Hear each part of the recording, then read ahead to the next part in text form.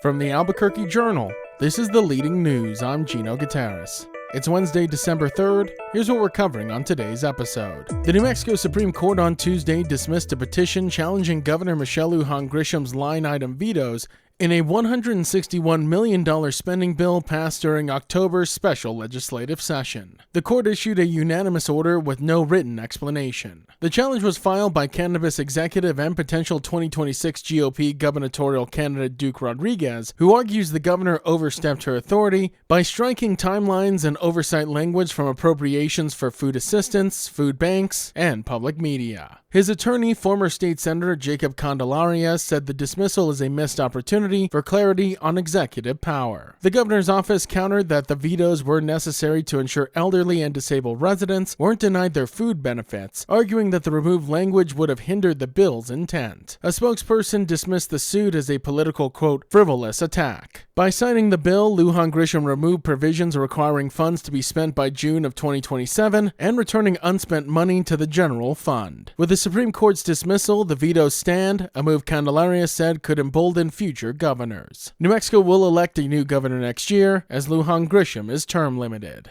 The United States Department of Justice has sued New Mexico for refusing to provide the federal government with personal voter information, including names, birth dates, addresses, and partial Social Security numbers. The lawsuit, filed against Secretary of State Maggie Toulouse-Oliver in federal court, argues the state is required under federal laws, including the National Voter Registration Act, to share its full voter registration list so the DOJ can investigate potential election fraud and maintain accurate voter rolls. New Mexico is one of 6 states newly added to a growing list that are facing similar DOJ lawsuits. State officials say they've already provided all publicly available voter data, but are prohibited by New Mexico law from releasing private information. Toulouse-Oliver's office said it will, quote, vigorously defend voter privacy and the integrity of the state's elections. The DOJ, however, accuses states of, quote, defying federal voting laws and says refusal to hand over data undermines election accuracy and public trust. New Mexico recently joined 15 other states in supporting California's effort to dismiss a similar lawsuit, arguing that broad federal demands could expose sensitive details about voters, including participants in confidentiality programs for domestic violence survivors and law enforcement officers. The DOJ's request to New Mexico dates back to a September letter seeking an electronic copy of a full statewide voters list, a request the Secretary of State rejected.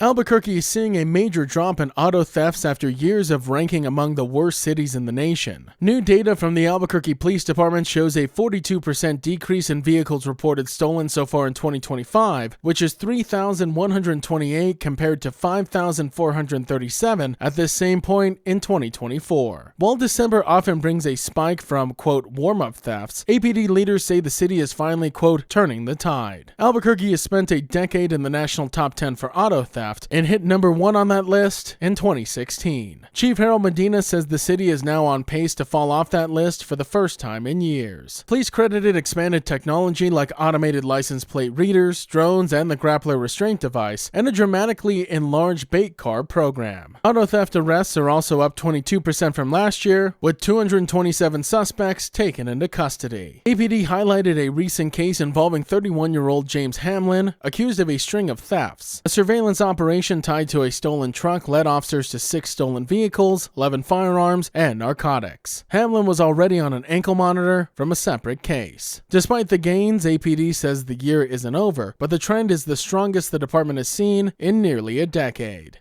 And a winter storm is expected to bring significant snowfall to northern New Mexico from Wednesday afternoon through Thursday morning. The National Weather Service says areas like Red River and Taos Ski Valley could see up to 10 inches, with highs only in the upper 20s. Albuquerque is likely to get its first snow of the season, though totals will be light. Nearby higher elevated areas will see more. Sandia Crest could receive around 3 inches, while Cedar Crest and communities alongside NM14 may get 1 to 2 inches. Temperatures will sit in the mid to low 40s on Wednesday before dropping into the 20s overnight as the snow arrives. Forecasters are warning of possible icy roads, especially along along I-40 through Tijeras and Cedillo Hill and urged drivers to allow extra travel time. Bernalillo County said road crews are preparing to clear more than 300 miles in the East Mountains, prioritizing major and widening roads before neighborhoods. Drivers are also reminded to brush snow off their vehicles to avoid creating hazards for others on the road. The Leading News is powered by the journalism of the Albuquerque Journal. If you enjoy hearing all of the stories we share with you here daily, please consider becoming a digital subscriber to the Journal by utilizing the discount code in our show notes. Every subscription helps support local journalism and allows us to provide you with the news that matters to you. Now taking a look at Albuquerque's weather forecast, you can expect partly sunny skies today with a high near 49, and as for this evening, rain likely before 8 a.m., mostly cloudy with a low around 30.